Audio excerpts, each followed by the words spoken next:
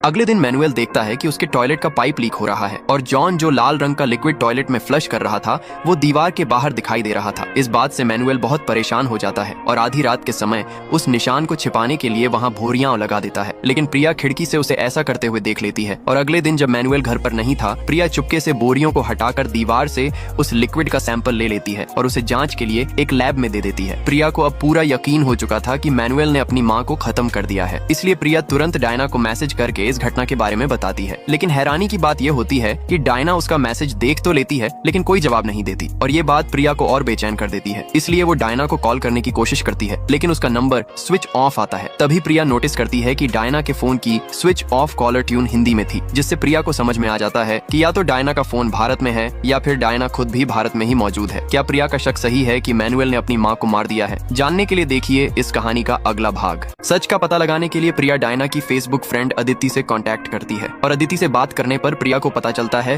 कि डायना तो कभी न्यूजीलैंड वापस गई ही नहीं। ये बात सुनकर प्रिया चौंक जाती है और वो अदिति को यहाँ पर हो रही सभी घटनाओं के बारे में बता देती है। ये सब जानने के बाद अदिति को डायना की चिंता होने लगती है और वो भारत आने का फैसला करती है और वो मैनुअल के अंकल को बता देती है कि वो डायना से मिलने इंडिया आ रही है। जैसे ही मैनुअल, जॉन और उसके अंकल को पता चलता है कि अदिति भारत आ रही है, वे घबरा जाते हैं और तीनों जल्दबाजी में घर की सफाई करने लगते हैं और बचा हुआ लाल लिक्विड को टॉयलेट में फ्लश कर देते हैं ताकि कोई सबूत न बचे। 2 दिन बाद अदिति भारत पहुंच जाती है और मैनुअल उसे एयरपोर्ट पर रिसीव करता है। रास्ते में मैनुअल अदिति से कहता है कि डायना उससे मिलना नहीं चाहती, लेकिन अदिति को मैनुअल की बात पर बिल्कुल भी यकीन नहीं होता क्योंकि डायना और अदिति एक दूसरे से बेहद प्यार करती थीं और दोनों जल्द ही शादी करने और एक बच्चा भी गोद लेने वाली थीं। तो फिर अब ऐसा क्या हुआ कि डायना उससे एक बार मिलना तक नहीं चाहती? मैनुअल यहाँ पर पूरी कोशिश करता है कि अदिति और डायना का आमना सामना न हो। वो अदिति से कहता है कि डायना कुछ समय अपनी माँ के साथ बिताना चाहती है, इसलिए बेहतर होगा कि तुम उससे बिना मिले ही न्यूजीलैंड लौट जाओ। लेकिन अदिति को मैनुअल की बातों पर यकीन नहीं था। वो बस इतना जानना चाहती थी कि ऐसा क्या हुआ है कि डायना उससे मिलना नहीं चाहती, इसलिए वो डायना से मिलने की जिद पर अड़ जाती है। अदिति की जिद देखकर मैनुअल अपने अंकल को कॉल करता है और दोस्तों यहाँ पर पता चलता है असली कहानी का। असल में डायना लेस्बियन थी और वो अदिति से शादी करके एक बच्चा गोद लेने वाली थी। लेकिन यह बात मैनुअल और उसकी माँ को बिल्कुल भी मंजूर नहीं थी। उन्हें लगता था